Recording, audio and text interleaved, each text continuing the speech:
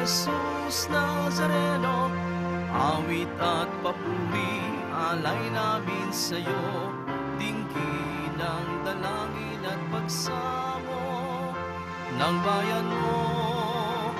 Viva pong Jesus Nazareno.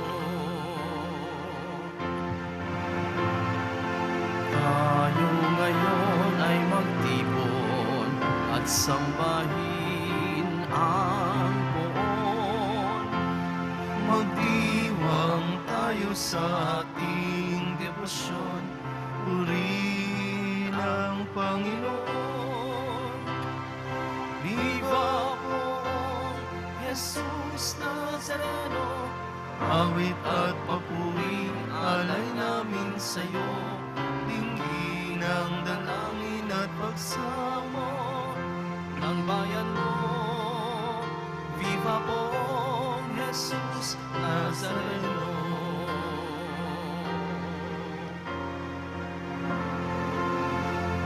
Sa ngalan ng Ama at ng Anak at ng Espiritu Santo. Amen. Ang pagpapala at kapayapaan mula sa Diyos na Ama natin at sa Panginoong Hesukristo naway sumainyo. At sumaiyo rin. Mga kapatid, aminin natin ang ating mga kasalanan upang tayo'y maging marapat gumanap sa banal na pagdiriwang. Inaamin ko sa mga pangyarihang Diyos at sa inyo mga kapatid, na lubha akong nagkasala sa isip, sa salita at sa gawa, at sa aking pagkukulang. Kaya isinasamo ko sa mahal na Birhen Maria, sa lahat ng mga anghel at mga banal, at sa inyo mga kapatid, na ako'y panalangin sa Panginoong ating Diyos. Kawaan tayo na makapangyarihang Diyos, patawarin tayo sa ating mga kasalanan, at patnubayan tayo sa buhay na walang hanggan. Amen. Panginoon, kaawaan mo kami. Panginoon, kaawaan mo kami. Kristo, kaawaan mo kami. Kristo, kaawaan mo kami. Panginoon, kaawaan mo kami. Panginoon, kaawaan mo kami. Manalangin tayo. Ama naming makapangyarihan, pinangangatawanan mong manahan sa mga may loobing tapat at maaasahan. Sa kagandahang loob mo, kami naway makapamuhay bilang mga mapalad na maging iyong tahanan sa pamamagitan ni Jesucristo kasama ng Espiritu Santo magpasawalang hanggan. Amen. Magsiupo muna ang lahat. Pagbasa mula sa sulat ni Apostol Santiago. Mga kapatid, huwag maghangad na maging guro ang marami sa inyo. Yamang alam ninyo na tayong mga nagtuturo ay hahatulan ng mahigpit kaysa iba. Tayong lahat ay malimit magkamali. Ang sino mang hindi nagkakamali sa kanyang pananalita ay isang taong ganap at marunong magpigil sa sarili. Kapag nilagyan ng bukado ang bibig ng kabayo, ito'y napasusunod at napapupunta saan man natin ibig. Gayon din ang barko. Bagamat ito'y napakalaki at itinutulak ng malalakas na hangin, na ibabaling ito sa pamamagitan ng isang napakaliit na timon saan man ibigin ng piloto. Ganyan din ang dila ng tao. Kay liit-liit na bahagi ng katawan, ngunit malaki ang nalilikhang kayabangan.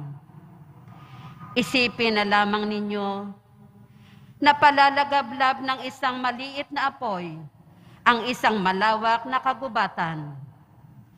Ang dila ay isang ang apoy, isang daigdig ng kasamaang nakakahawa sa ating buong katawan.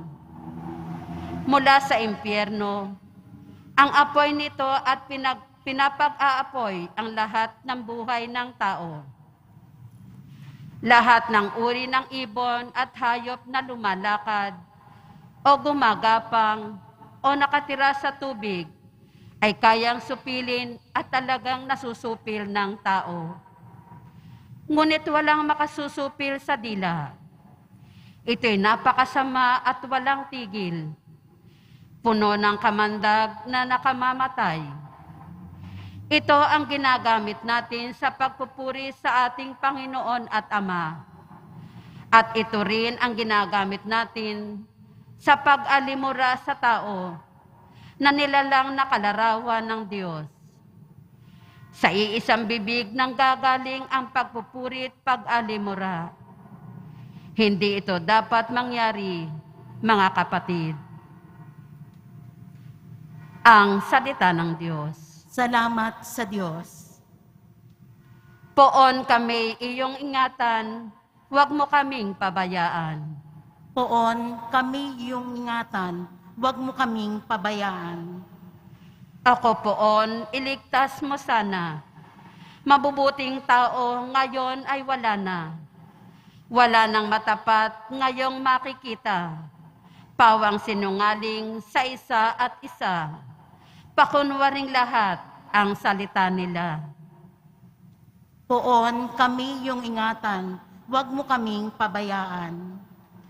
Patigilin mo madaldal na dila at sarhan ang bibig ng hambog magwika. Yoong palagi nang ang sinasalitay, kami magsasabi niyong aming nasat. Sinong mag-uutos? Sa amin sino nga? Poon kami iyong ingatan, huwag mo kaming pabayaan. Pangako mo poon ay maaasahan. Ang nakakatulad ay pilak na lantay. Tinunaw sa horno matapos mahukay. 7 beses ito na pinadalisay. Kami o poon, lagi mong ingatan. Sa ganitong lahi, huwag pabayaan. Poon kami iyong ingatan, huwag mo kaming pabayaan. Magsitayo po ang lahat.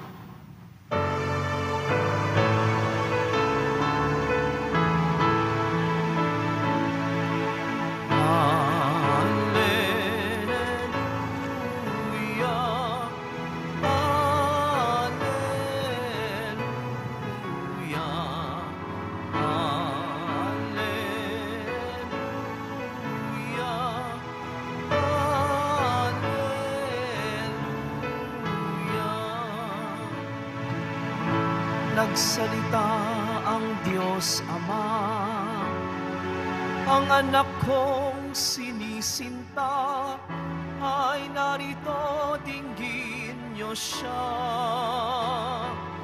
Alleluia, alleluia,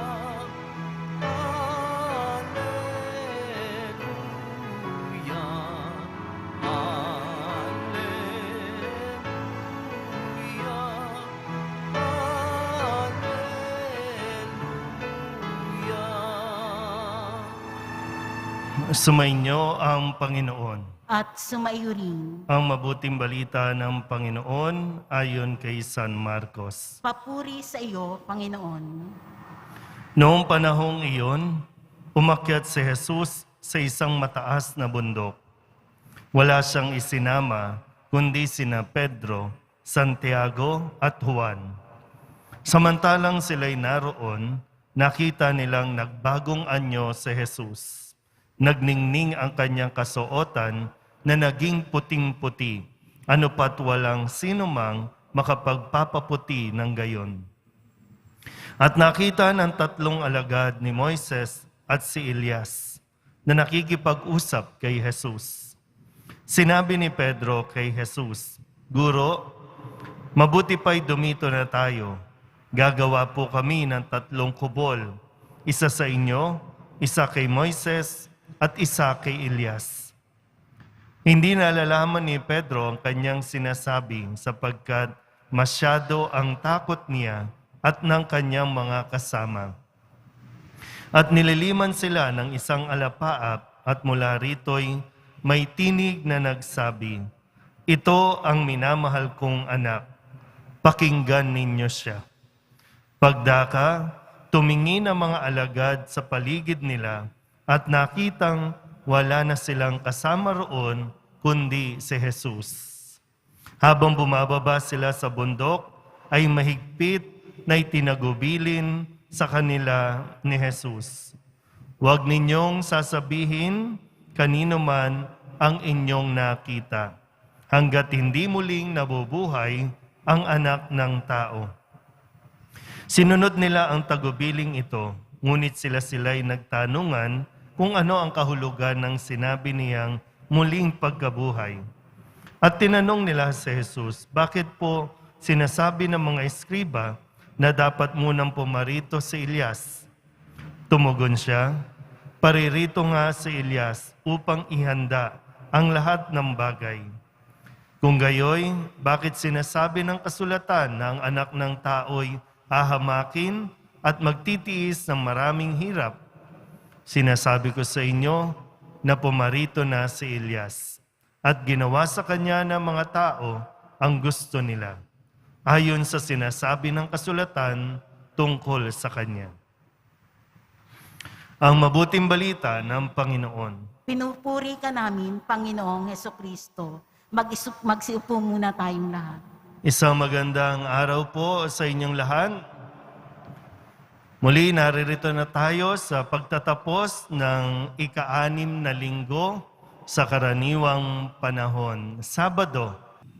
At atin pong babalikan, lalong-lalo na para sa mga hindi nakapagsimba mula nung Lunes, at sa mga nakapagsimba naman, sana po maalala pa ninyo at tumimo sa ating mga isipan dahil mahalaga po na mayroon tayong nababaon o kaya naman yung pinangahawakan na salita ng Diyos. Marami sa henerasyon ngayon, yung mga linyahan, yung mga quotes o yung mga inspiring words mula sa mga hinahangaan nilang mga influencer.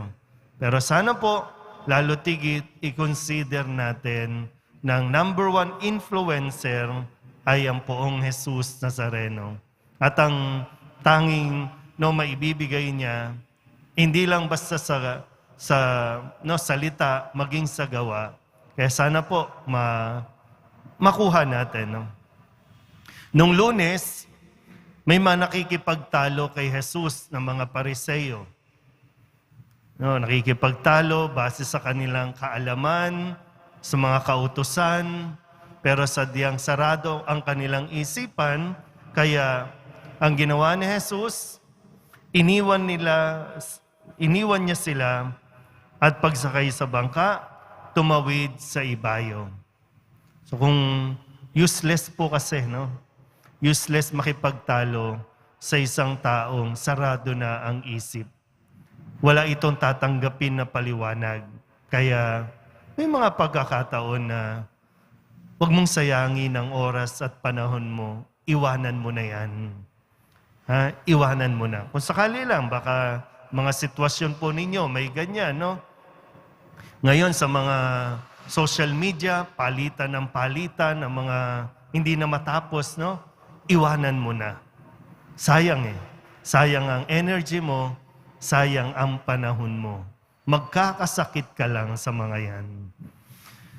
Nung Martes naman, ang sabi ni Jesus, ito po sana yung mga bagay na ito, sabi ni Jesus. Tapos i-verify nyo, totoo bang sinabi ni Jesus? Okay? Kasi minsan sinasabi niya, sabi ni Father Hindi ko sabi. Sabi ni Jesus. Sabi niya nung Tuesday, kaiingat kayo. Mag-ingat kayo. Ilagan ninyo ang mga libadura ng mga Pariseo at ang libadura ni Herodes.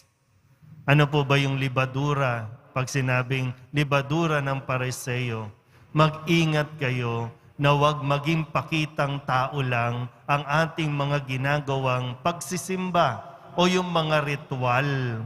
Mag-ingat kayo. Kasi yung mga Pariseyong nakakausap ni Jesus o tumutulig sa nakikipagtalo sa Kanya, mga taong simbahan yan. pero numero unong sumusuway sa utos ng Diyos. Pero nagpapatupad ng mga ng bawal yan. Yan. Nung Wednesday, meron pong isang kwento na ibinigay sa atin na isang bulag inilapit kay Jesus para pagalingin. So ang ginawa ni Jesus, inakay niya ito sa labas ng bayan, niluran sa mga mata, saka ipinatong ang kanyang mga kamay. At doon, nakakita na siya. Maganda yung movement po kasi, no? Yung lumalayo, inilalayo ka muna, dumidistansya ka muna. Mahirap kasi yung nasa actual ka, hindi mo nakikita yung the whole picture. Diba? So, maganda po yung lumayo ka muna. Kung may nakikipagtalo o makaguluhan, lumayo ka muna para mas makita mo ng mas malawak yung sitwasyon. Kapag nasa gitna ka kasi, talagang magulo. Hindi magkakaintindihan. So, di ba? Magandang pagkilos na ginawa ni Jesus. Nung Huwebes, ang paalala ni Jesus, ang tao o ang anak ng tao'y dapat magbata ng maraming hirap. Kapag binasa nyo ang Bible o naririnig nyo yung mga salitang ang anak ng tao, tumutukoy niyan si Jesus, ang poong Nazareno. Malinaw po ba? So pag sinabing ang anak ng tao'y dapat magbata ng maraming hirap. So alam ni Jesus na may mga bagay na dapat siyang pagdaanan, hindi pwedeng takasan. Masakit man, masasaktan man siya, pero dapat niya itong harapin, dapat niya itong mapagtagumpayan. Kaya kahapon, Biyernes, kung ang anak ng tao'y magbabata, magdadanas ng maraming hirap, ang sinasabi naman ni Jesus, ang sino man sa inyo nagnanais sumunod sa akin, yan. Dapat limutin yung para sa sarili. Hindi limutin yung sarili, kundi limutin yung tungkol o yung para sa kanyang sarili, pasanin ang kanyang krus at sumunod sa akin. Malinaw pa po ba? Pumalakpak nga po kung malinaw pa. Okay. So malinaw pa. Ngayon naman, tinig ng Ama ang narinig natin. At ano yung narinig ng mga alagad sa Ebanghelyo? Ito ang pinakamamahal kong anak. Pakinggan ninyo siya. Kung kahit sa linggo lang ito, ano ang mga sinabi ng poong Jesus Nazareno na dapat mong pakinggan? Kasi ang mga salita ng poong Jesus Nazareno, magdadala ito sa atin sa kaligtasan. Kapag bumuka ang bibig ni Jesus, kaligtasan ang dulot nito. Kabaliktaran sa mga lumalabas sa bibig ng tao. Kaya nga 'di ba sabi po sa unang pagbasa sa sulat ni Apostol Santiago. Paalala ito sa ating lahat, sabi bantayan ninyong inyong mga dila. Kasi yung dila na 'yan, pwede parang yung nanggagaling diyan, ano ba lumalabas sa bibig natin ng mga tao? Ito ba'y nakakabuti o nakakasama sa tao kapag nagbuka? Ngayon nga, lahat tayo naka-face mask. Pero kapag nagtatanggal ba ng face mask, ano ang lumalabas sa bibig natin? Salita ba ng poong Nazareno? O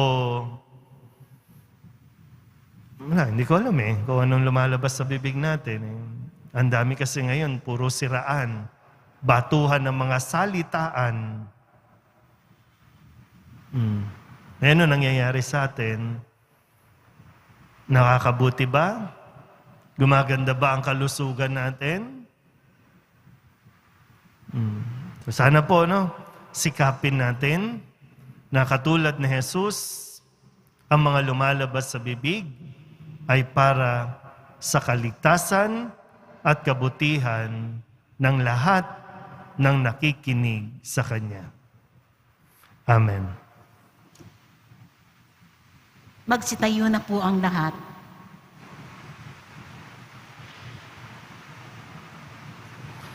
Mga kapatid, nagbagong anyo ang ating tagapagligtas sa harap ni na Pedro, Jaime at Juan sa itaas ng bundok at nakita nila ang kaluwalhatian ng Diyos. Halina at ating hilingin sa Diyos na pakinggan ang ating panalangin.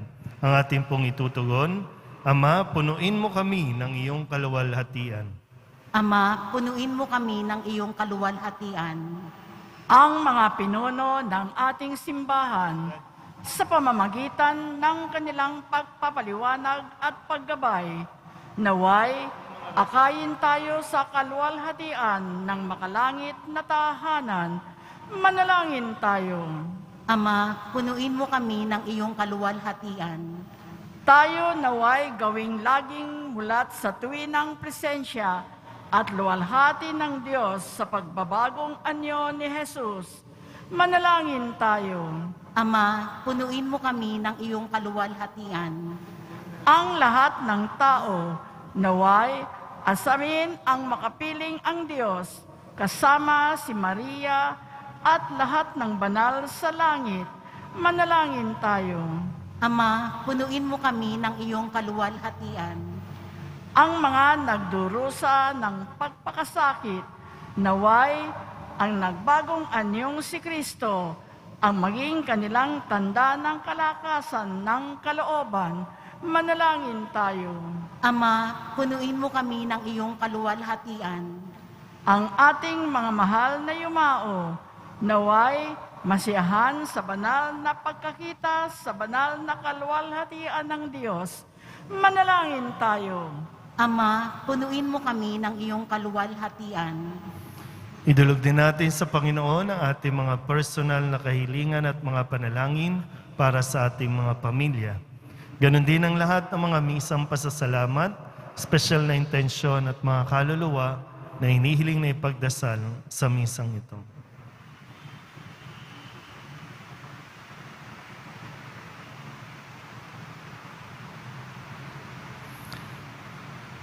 Ang lahat ng ito hinihiling namin sa ngalan ni Kristong aming Panginoon. Amen. Magsiupo po ang lahat.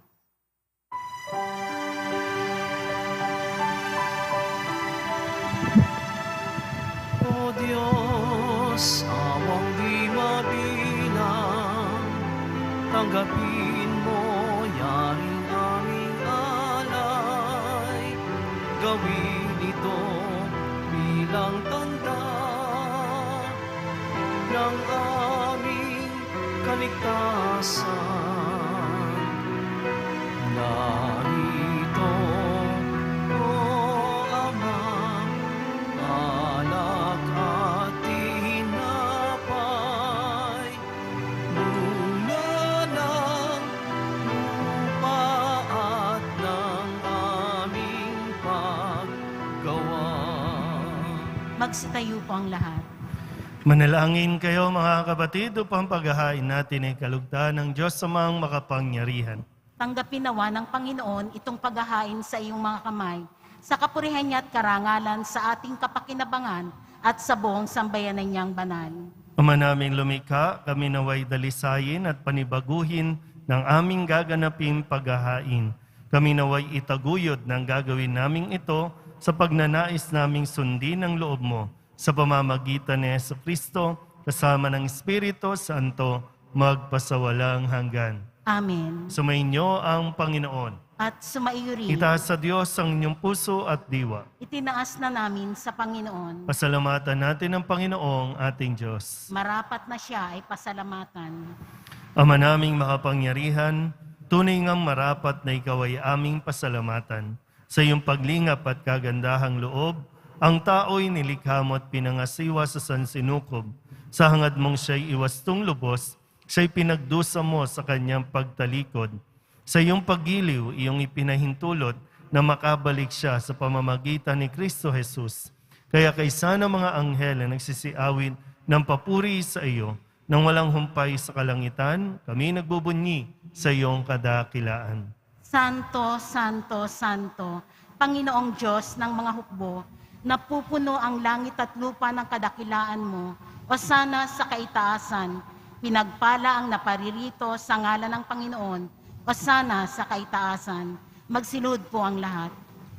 Ama naming banal, ikaw ang bukal ng tanang kabanalan, kaya't sa pamamagitan ng iyong Espiritu, gawin mong banal ang kaloob na ito upang para sa aming maging katawan at dugo ng aming Panginoong Hesukristo. Bago niya pinigtis ang kusang loob na maging handog, inawakan niya ang tinapay, pinasalamatan kaniya, pinaghati-hati niya iyon, iniabot sa kanyang mga alagad at sinabi, "Tanggapin ninyong lahat ito at kanin, ito ang aking katawan na ihahandog para sa inyo."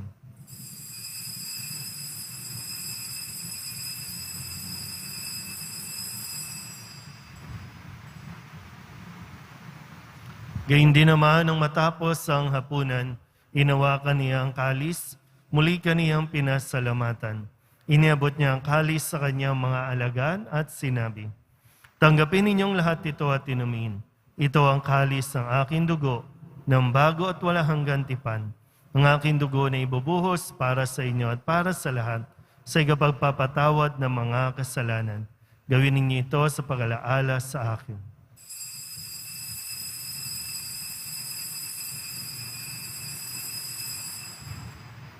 Magsitayo po ang lahat. Ipagbunyi natin ang misteryo ng pananampalataya. Si Kristo'y namatay, si Kristo'y nabuhay, si Kristo'y babalik sa wakas ng panahon. Ama, ginagawa namin ngayon ang pag-alaala sa pagkamatay at muling pagkabuhay ng iyong anak. Kaya tiniaalay namin sa iyo ang tinapay na nagbibigay buhay at ang kalis na nagkakaloob ng kaligtasan. Kami napapasalamat dahil kami iyong minarapat na tumayo sa harap mo para maglingkod sa iyo. Isinasamo namin kami magsasalo-salo sa katawan at dugo ni Kristo ay mabuklod sa pagkakaisa sa pamamagitan ng Espiritu Santo. Ama, lingapin mo ang iyong simbahang laganap sa buong daigdig.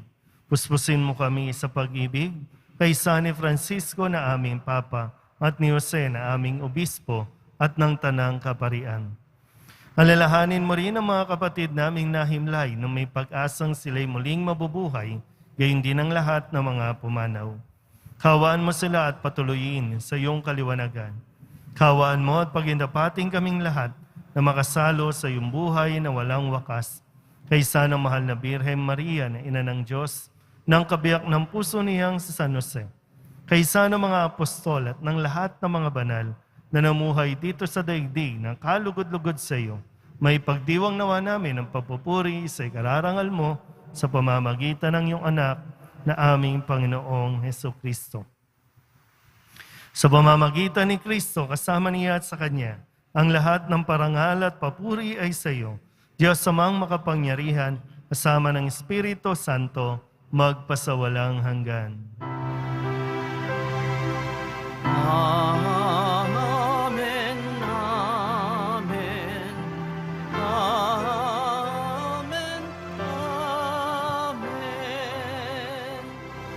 Buong kababaang loob tayong tumawag sa ating Panginoon ng Ama namin.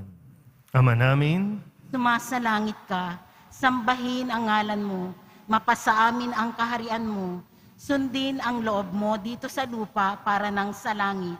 Bigyan mo kami ngayon ng aming kakanin sa araw-araw at patawarin mo kami sa aming mga sala para nang pagpapatawad namin sa nagkakasala sa amin. At huwag mo kaming ipahintulot sa tukso at iadya mo kami sa lahat ng masama.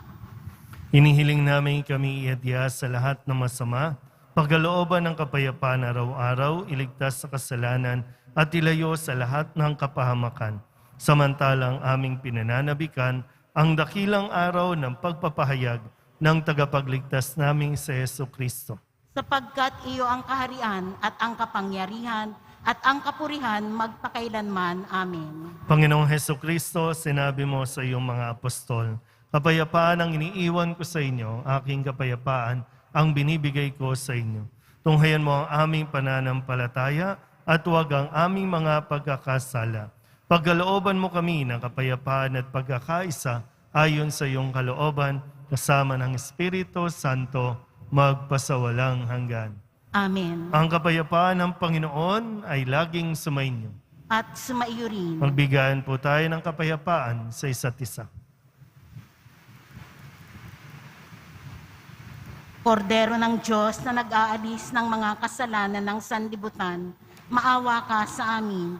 Kordero ng Diyos na nag-aalis ng mga kasalanan ng sanlibutan, maawa ka sa amin. Kordero ng Diyos na nag-aalis ng mga kasalanan ng sanlibutan, ipagkaloob mo sa amin ang kapayapaan. Magsiluhod po ang lahat.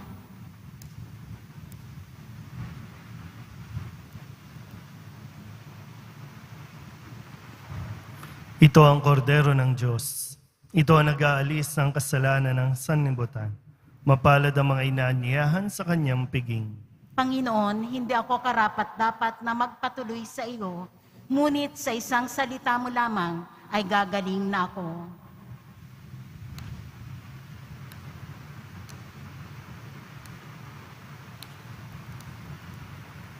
Katawan ni Kristo, Amen.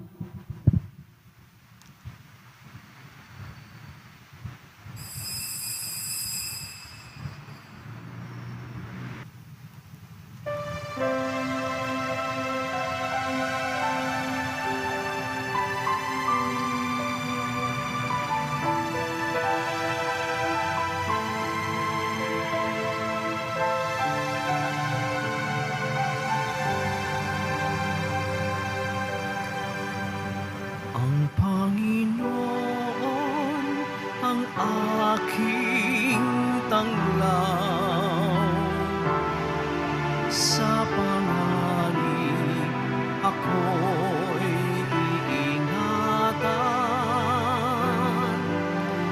Kanino ako masisinda, matatakot kung ako'y laging nasa piling niya. O Diyos, pakinggan mo ang aking tawag, at sa aking maawa mahabag.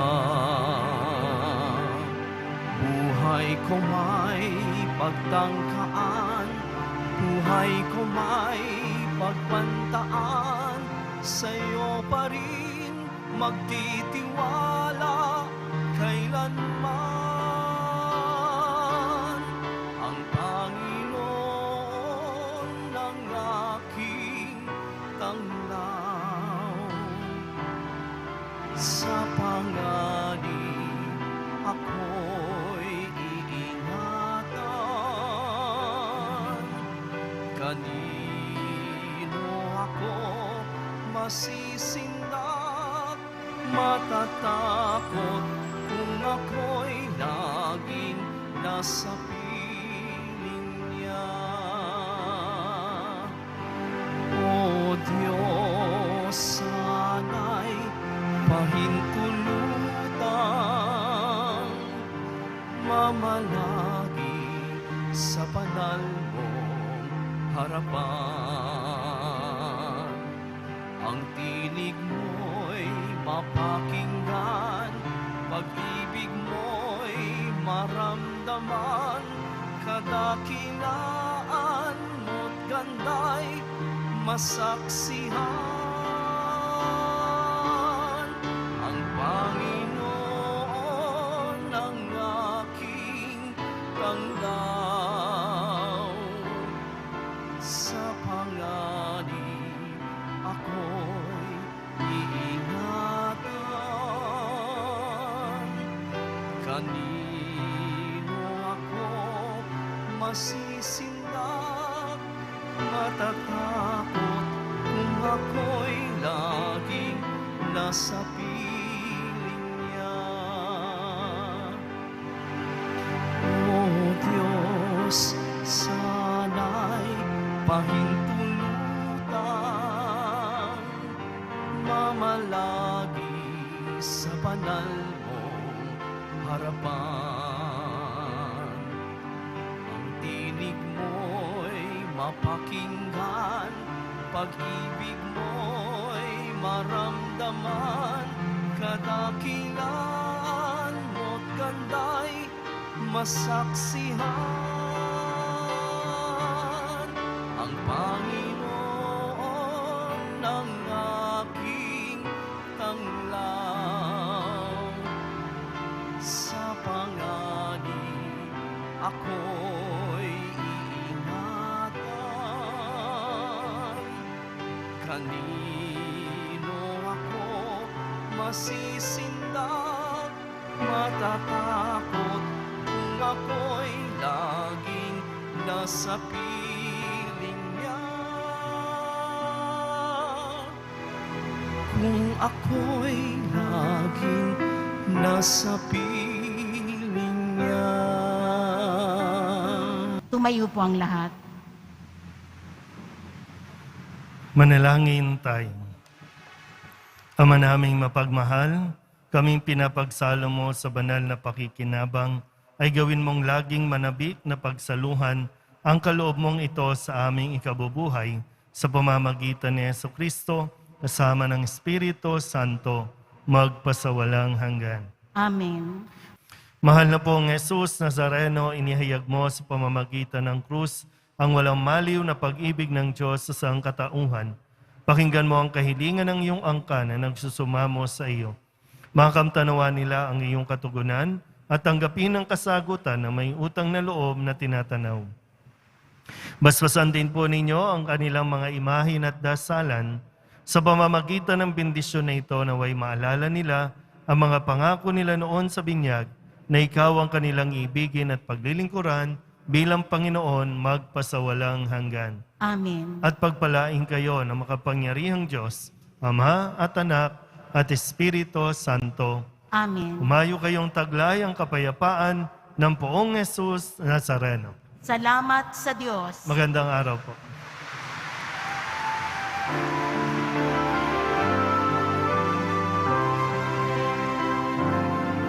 Nuestro Padre Jesus Nazareno, sinasamba ka namin,